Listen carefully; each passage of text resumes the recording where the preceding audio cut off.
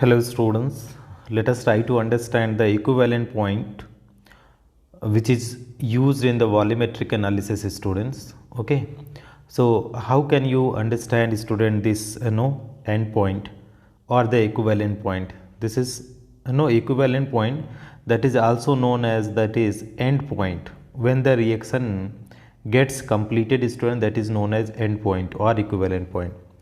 The point at which the burette reagent, that is titrant, and the conical flask substance, that is titrate, under the investigation chemically equivalent is termed as the equivalent point. So what is stoichiometric endpoint or simply endpoint? What they are saying, whatever the substance is there in the burette student, okay, this is the burette, right student? If you see student, we are having that is burette, burette, burette, and that is another is there, that is conical flask student. So that is the conical flask, right student?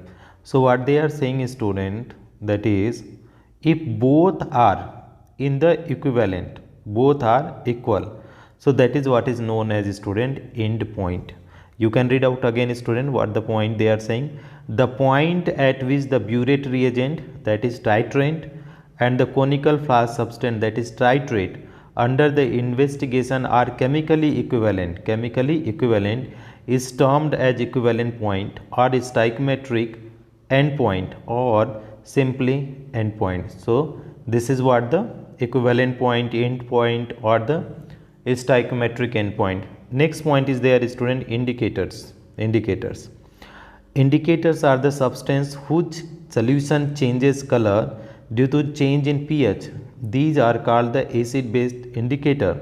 They are usually weak acids or bases, but their conjugate bases or acid form have different color due to the difference in their absorption spectra. So simply you can memorize student what that is indicators are substance which color changed due to change in pH.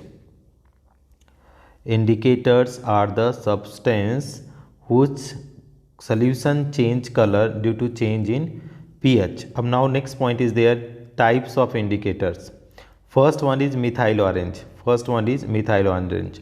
Methyl orange is one of the basic indicators commonly used in titration. Okay, titration. Methyl orange is one of the basic indicators commonly used in titration in an alkaline solution. Methyl orange is yellow and acidic solution. Methyl orange is orange, red, pink. Okay. So they are saying that is in alkaline solution it is yellow color. In acidic solution they are saying orange, red color. Okay. Next one is phenolphthalein.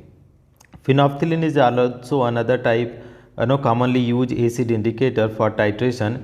In acidic medium, phenolphthalein indicator is colorless, and basic medium it is conjugate ion is a bright pink. Okay, another is there student point which is we have to understand volumetric analysis.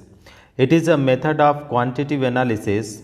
It involves the measurement of the volume of the known concentration solution required to bring about the completion of the reaction which with a measure volume of the unknown solution whose concentration of the strength is to determine by knowing the volume of known concentrated solutions. Note, equivalent point and end point in the titration are differed by one drop of burette reagent in the titration.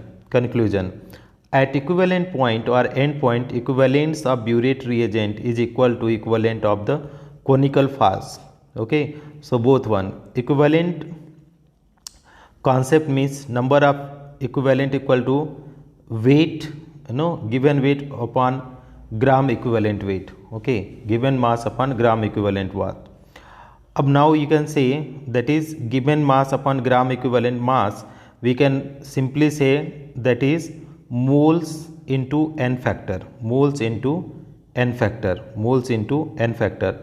or volume of gas upon equivalent volume. Okay, next this can be also number of equivalent equal to normality into volume of solution in liter, or molarity into n factor into volume of solution in liter.